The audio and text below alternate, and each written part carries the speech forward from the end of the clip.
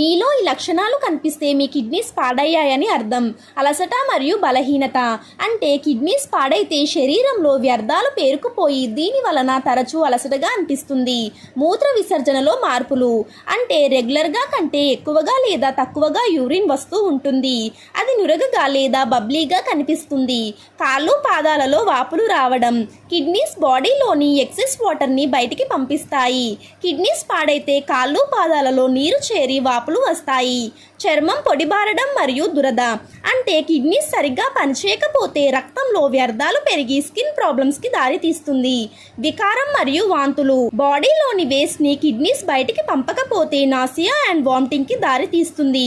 Breathing problems అంటే బాడీలో water and waste పెరిగి ఊపిరితిత్తుల చుట్టూ నీరు చేరి శ్వాస తీసుకోవడంలో ఇబ్బందులు వస్తాయి. ఇంకా నిద్ర సరిగ్గా పట్టకపోవడం, ఆలోచనలో గందరగోళం, ఏకాగ్రత తగ్గడం వంటి సింటమ్స్ కూడా కనిపిస్తాయి. ఈ వీడియోని వెంటనే మీ ఫ్రెండ్స్ అండ్ ఫ్యామిలీకి షేర్ చేసి వీడియో ఇన్ఫర్మేటివ్గా అనిపిస్తే ఒక్క లైక్ చేయండి.